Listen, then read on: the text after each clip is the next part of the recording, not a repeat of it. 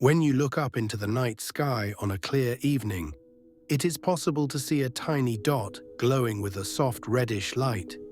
That little light has captured human imagination for thousands of years. It is not a star, but a planet.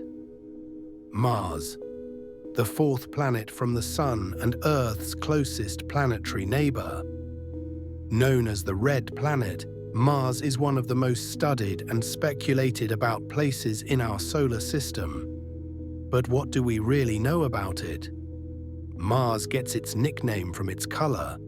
The planet's surface is covered in iron-rich dust, and when this iron oxidizes the same way metal rusts here on Earth, it turns a deep red brown. That rusty coating spreads across the landscape and into the air, giving Mars its signature hue.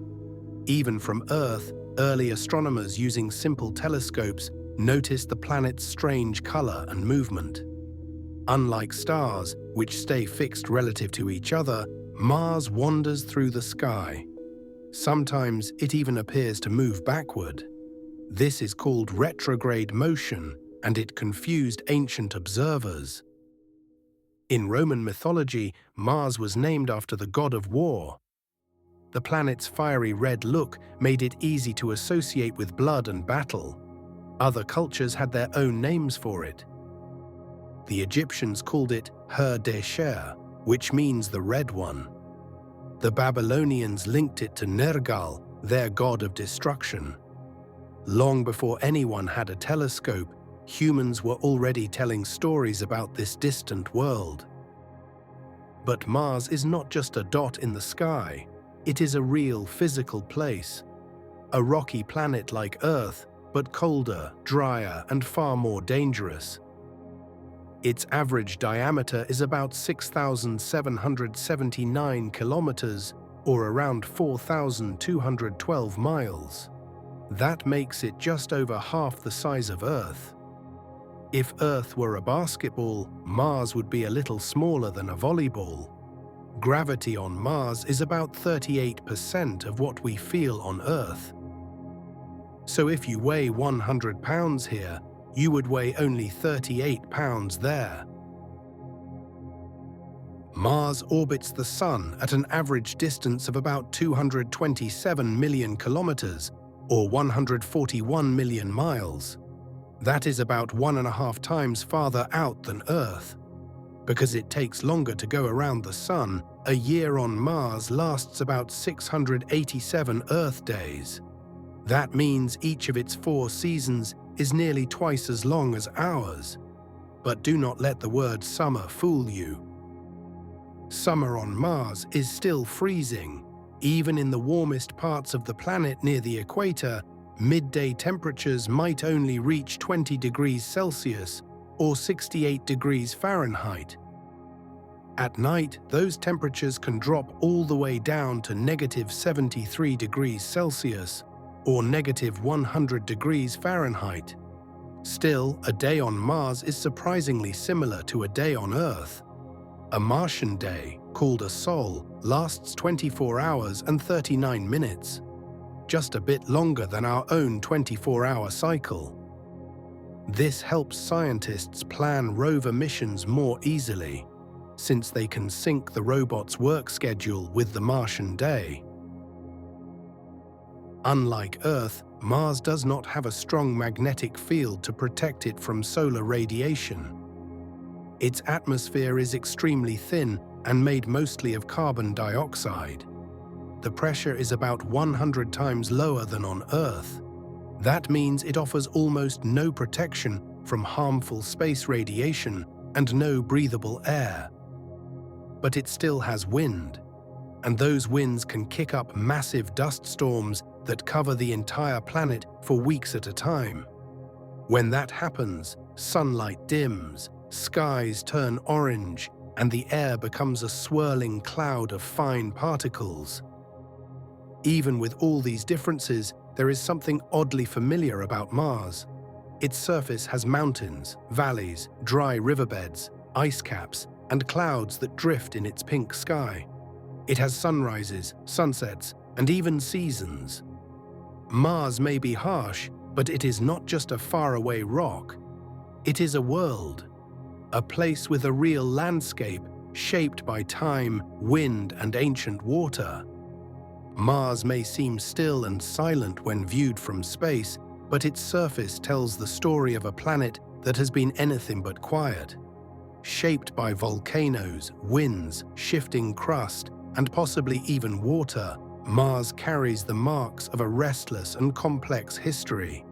Its terrain is rugged and vast, and its landscape offers some of the most extreme features in the solar system. The tallest mountain in the entire solar system is not on Earth. It is on Mars. Named Olympus Mons, it is a giant shield volcano that rises nearly 22 kilometers above the surface, or about 13.5 miles. That is almost 3 times the height of Mount Everest. Its base is so wide that if you stood at its center, the edges would disappear over the horizon. Scientists believe Olympus Mons formed over millions of years, fed by lava flowing again and again from the same hotspot beneath the Martian crust. Not far away is a feature just as impressive in scale, but very different in form. Valles Marineris is a massive canyon system that stretches more than 4,000 kilometers, or about 2,500 miles, across the Martian equator. It is so long that it would span the entire width of the United States. In some areas, it plunges 7 kilometers deep, or 4 miles down. The exact cause of the canyon is still debated, but many believe it formed as the planet's surface stretched and cracked. Some parts show signs that water may have once flowed there, carving paths through rock and leaving behind clues to a wetter past. Beyond its towering mountains and yawning canyons, Mars is covered in craters. Some are small, only a few meters wide. Others stretch hundreds of kilometers across. These impact scars tell the story of a planet constantly hit by space debris, especially in its early history when the solar system was young and violent. Unlike Earth, Mars does not have tectonic plates or much erosion to erase these craters, so many remain as permanent reminders of ancient collisions. The ground itself is a dry, dusty layer called regolith. This soil is full of iron and silica, but it also contains sharp particles that cling to everything. On Earth, wind and water break rocks into rounded grains. But on Mars, where water is scarce and the atmosphere is thin, grains stay jagged. That makes Martian dust dangerous for machines, and possibly even for human lungs. Future explorers will need to find ways to protect themselves from it. The Martian sky is a dull, hazy orange. It gets its color from the fine dust suspended in the thin atmosphere, which is made up of over 95% carbon dioxide, with traces of nitrogen and argon. There is hardly any oxygen. The air pressure on the surface is less than 1% of Earth's sea level pressure, which means liquid water cannot stay stable.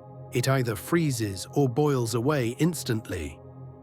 If you stepped outside without a suit, you would not be able to breathe, and your body fluids would start to evaporate. Even though the atmosphere is thin, it can still support weather. Wind speeds on Mars can reach over 100 kilometers per hour, or 62 miles per hour. And when the conditions are right, that wind can whip dust into the air and create storms that grow to cover entire regions, or sometimes the whole planet. These planet-wide dust storms are powerful, but not especially dangerous in terms of force. Because the atmosphere is so thin, even strong winds would feel more like a gentle breeze. But they can last for weeks and block out sunlight, causing solar-powered machines to lose energy. At the poles, Mars has ice caps made mostly of frozen carbon dioxide. the same compound that makes up dry ice, with some water ice underneath. During winter, the caps grow as more carbon dioxide from the atmosphere freezes and falls like snow. In summer, some of it turns back into gas. These seasonal changes are one of the clearest signs that Mars still has an active climate, even if it is much simpler and colder than Earth's. Mars has seasons because it is tilted on its axis, just like Earth. Its axial tilt is about 25 degrees compared to Earth's 23.5. This slight difference means that Mars experiences spring, summer, fall, and winter, although they are longer and colder. In the Northern Hemisphere, summer lasts about 180 days, while winter can stretch for over 150. Yet even with all this activity, Mars remains quiet. No rivers flow, no plants grow, no birds call through the canyons. Its surface is a frozen snapshot of a world that was once more alive, now left bare and exposed. Still, it leaves behind hints: carved river valleys, ancient shorelines, frozen water locked beneath the dust. And with every new discovery, the picture becomes clearer. This was not always a dead world. Something changed, and it is in those changes that we begin to find the most exciting clues.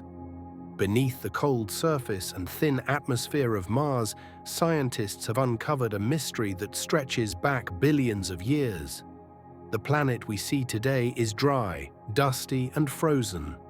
But the evidence left behind suggests it was not always like this. In the distant past, something carved valleys, smoothed rocks, and filled basins. Something powerful and persistent. That something was water. We have never seen rain fall on Mars, but the surface is marked by channels that look like riverbeds. These channels twist and branch, just like the rivers we see on Earth. Some of them are small, as if they once carried gentle streams. Others are hundreds of kilometers long, suggesting massive floods that surged across the land. Near the edges of these channels are fan-shaped deposits called deltas. These features form when rivers empty into larger bodies of water, dropping sediment as they slow down. That tells us lakes or seas may have existed at the ends of these ancient Martian rivers. Satellite images also show what looks like coastlines, long curved ridges that trace the edge of now dry basins. One of the most studied is a region called the Northern Lowlands.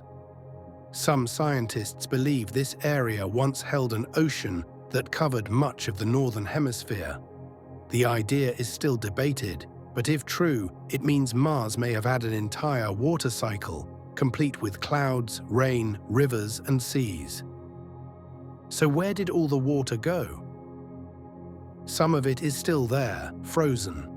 At the poles, thick layers of water ice lie beneath the carbon dioxide frost. Elsewhere, radar from orbiting spacecraft has detected signs of ice buried under the soil. In some places, it is just a few centimeters below the surface. This hidden ice stretches across much of the middle and upper latitudes, suggesting that even today, water is part of Mars's structure. Even more intriguing are the signs of salty brines, mixtures of water and salt, that might still exist underground. In 2018, a European spacecraft called Mars Express detected bright radar reflections beneath the surface near the South Pole. These reflections looked like those seen beneath glaciers on Earth, where liquid water collects. If these brines are real, they might provide the most stable place for life to exist today on Mars. Salty water has a lower freezing point and can stay liquid longer, even in the cold. There are also signs from the air. Every so often, Instruments detect sudden spikes in methane gas in the Martian atmosphere. On Earth, methane is often produced by living things, like microbes in wetlands. But it can also come from geological activity, like reactions between certain types of rock and water. The source of Mars's methane is still unknown, but the fact that it appears and disappears over time suggests something active is releasing it. All of this leads to one of the biggest questions in science. Could life have ever existed on Mars? We are not talking about trees, animals, or aliens with advanced technology. Instead, scientists are searching for simple life, microbes, bacteria, tiny organisms that might have lived in water billions of years ago. If Mars was once warmer and wetter, it might have had all the ingredients needed for life: liquid water, a source of energy, and the right chemical building blocks. Rocks found on Mars contain clay minerals, which form in the presence of water and can trap and preserve organic molecules. These molecules are not life themselves, but they are the raw materials life is made from. NASA's Curiosity rover found these organics in ancient lakebed rocks, dating back over 3 billion years. That discovery did not prove life was there, but it showed that the conditions were right. Even here on Earth, life has been found in extreme places, inside rocks, beneath glaciers, around deep sea vents where sunlight never reaches. If microbes can survive in boiling acid or freezing salt lakes, maybe something could have lived, or still lives, in the sheltered corners of Mars. There is one more clue that has traveled millions of kilometers to reach us. Occasionally, meteorites from Mars are blasted into space by impacts, then fall to Earth. A few of these have been studied up close, and one, known as ALH 84001, sparked excitement in the 1990s when scientists thought they saw possible microscopic fossils inside. That finding is still debated, but it added fuel to the search. If life ever started on Mars, even the simplest form, it would change everything we know about biology, evolution, and our place in the universe. It would mean that life is not a rare accident, that it might appear wherever the conditions are right. And so every rover that lands, every drill that digs, and every lab that studies Martian soil carries a piece of that search forward. We are not just exploring rocks and dust, we are looking for the traces of something that may have once stirred in a drop of water on another world. Long before humans ever set foot on another planet, we sent machines in our place. These explorers do not breathe, eat, or sleep. They cannot feel cold or fear, but they can drive across rocks, drill into the soil, take pictures, and send data back across millions of kilometers. These are the robotic missions that have transformed our understanding of Mars. The story begins in the 1960s, during the early days of space exploration. The United States and the Soviet Union launched the first attempts to reach Mars. Most failed, but in 1965, a spacecraft called Mariner 4 flew past the planet and took the first close-up images. The pictures showed a cratered, barren landscape, much like the Moon. To some, it was disappointing. Mars looked lifeless and empty. But it was only the beginning. More missions followed. Mariner 9 in 1971 became the first spacecraft to orbit another planet. It arrived during a massive dust storm, but when the skies cleared, it revealed a world full of complexity. Giant volcanoes, deep valleys, and dried riverbeds that hinted at water in the past. The real breakthrough came in the 1990s with Mars Pathfinder.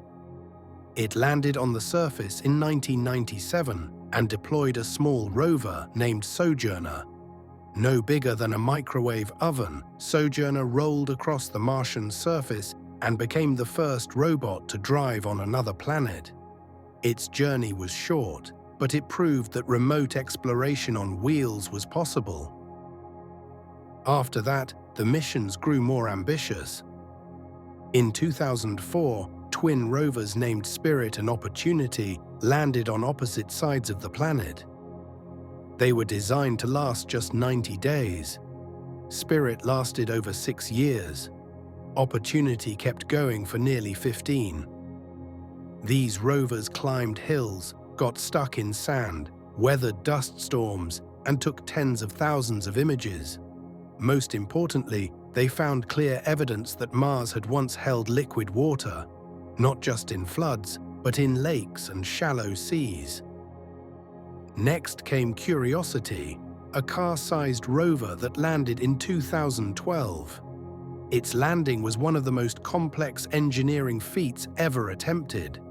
The rover was too heavy to use airbags, so engineers invented a system called the Sky Crane. As the spacecraft reached the Martian surface, rockets slowed it down, and a flying platform gently lowered the rover on cables. It touched down safely inside Gale Crater, an ancient basin with a mountain in the middle.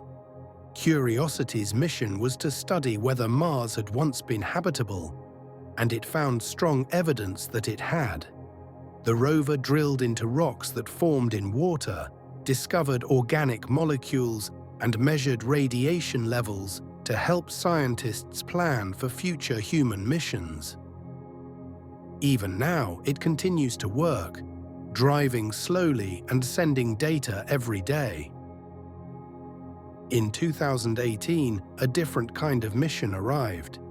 InSight was not a rover, but a lander designed to stay in one place. Its goal was to study the interior of Mars, to listen for Marsquakes, measure the heat coming from the planet's core, and reveal how Mars is built beneath its surface. Using a sensitive seismometer, InSight detected dozens of quakes, proving that Mars is still geologically active.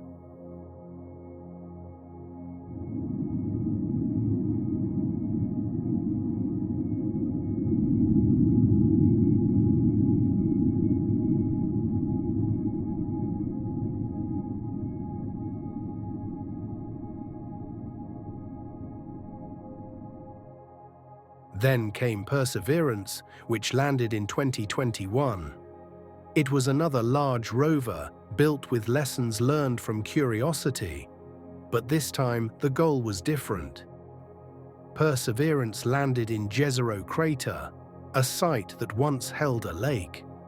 Its job is to search for signs of past life and to collect samples that could one day be returned to Earth. The rover carries drills, scientific instruments, and even microphones that recorded the sound of Martian wind. Alongside Perseverance came something entirely new, a small helicopter named Ingenuity. This was the first powered flight ever attempted on another planet. Mars has very thin air, so flying there is extremely difficult. But Ingenuity proved it was possible. It rose a few meters off the ground, hovered, and landed. Since then, it has completed dozens of flights, helping scout paths ahead for Perseverance. These robots do more than collect data. They tell a story of creativity and curiosity. Every wheel track, every photo, every experiment is part of a growing map of Mars. A map not just of terrain, but of understanding. They also prepare the way for us. By testing tools, measuring dangers, and scouting good landing sites, these robotic pioneers are the first step in a longer journey. A journey that may one day take human footsteps into the dust they now explore. For as long as we have looked at the red dot in the night sky, people have wondered what it would be like to go there. To stand on the surface of Mars, to look up at the pink sky and watch a pale blue Earth rise in the distance. That dream, once pure science fiction, is now part of real scientific planning. Step by step, mission by mission, the idea of humans walking on Mars is turning from imagination into a goal. Getting to Mars is not easy. The planet is far. At its closest, about 54 million kilometers or 34 million miles from Earth. Depending on the position of both planets, a one-way trip could take 6 to 9 months. That means any mission must be carefully planned and timed. Once there, astronauts cannot just turn around and come home. They will need to wait for the right moment when the planets line up again. A full round trip could take more than 2 years. But space agencies are working toward that challenge. NASA has been preparing for deep space missions for decades, starting with the Moon. The Artemis program is returning humans to the lunar surface to test systems, habitats, and tools. The idea is to treat the Moon as a stepping stone, a place to learn how to live on another world before going farther. Mars will be much harder. The trip requires more supplies, more protection, and better engines. One of the biggest challenges is radiation. Unlike Earth, Mars has no strong magnetic field to shield it from solar and cosmic rays. Astronauts will need thick shielding in their spacecraft and habitats. Engineers are studying new materials and even ideas like using Martian soil itself to build protective walls. Then there is the problem of gravity. Mars has about 1/3 the gravity of Earth. We do not yet know how this affects the human body long-term. Muscles weaken in low gravity, and bones lose density. To stay healthy, astronauts will need strict exercise routines and careful medical monitoring. Food and water will also be crucial. Carrying everything needed for a 2-year mission would be heavy and expensive. So scientists are exploring ways to use local resources, a method called in situ resource utilization. This means extracting water from underground ice and using the carbon dioxide in the atmosphere to make oxygen and fuel. In 2021, NASA's Perseverance rover tested this idea with an experiment called MOXIE. It successfully made small amounts of oxygen from Martian air, a promising first step. Building a habitat on Mars will require more than just landing a spacecraft. The surface is cold, with average temperatures around -60 degrees Celsius or -80 degrees Fahrenheit. Dust is everywhere and could damage equipment. Power must come from solar panels or small nuclear systems. Living on Mars will mean creating a small base where people can sleep, work, eat, and stay safe for months at a time. Despite the challenges, multiple organizations are planning human missions. NASA hopes to send astronauts in the late 2030s. SpaceX, a private company founded by Elon Musk, has set its sights even sooner. They are developing a massive rocket called Starship, designed to carry people and cargo across the solar system. Their vision is bold, not just a visit to Mars, but a permanent settlement. Science fiction has imagined life on Mars for over a century. In books, movies, and games, people have pictured everything from alien cities to terraformed landscapes full of forests and lakes. In reality, any form of life on Mars will be slow, careful, and based on science. But it will still be extraordinary. Imagine waking up in a small dome, looking out over a red desert. Your oxygen supply is stable, Your power systems are humming. Outside, a dust storm is approaching, but your sensors picked it up early. You suit up, step into an airlock, and walk into the Martian morning. Above you, the sun is smaller and cooler than it is on Earth. Behind you is your home. Ahead of you is the unknown. Living on Mars will not be easy. It will test every skill we have. But it will also open a new chapter in human history. For the first time, we will become a multi-planet species. And with that step, the universe will feel just a little closer. We explore other planets because we are curious, because we want to know what is out there, because we dream of distant worlds and what they might hold. But sometimes, in the process of studying a place like Mars, we end up learning even more about ourselves and the planet we already call home. Mars is not just interesting because it is different. It is interesting because in some ways it is similar. It spins on a tilted axis. It has seasons. It has polar ice caps. It has landforms shaped by water, wind, and volcanic fire. Billions of years ago, it may have had rivers and lakes. Maybe even an ocean. Its history seems to echo parts of Earth's own past. But then something changed. Today, Mars is dry and cold. Its magnetic field is gone. Its atmosphere is thin. The water that once flowed is now locked in ice, or long since lost to space. Whatever chance it may have had to grow life or hold on to warmth slowly faded away.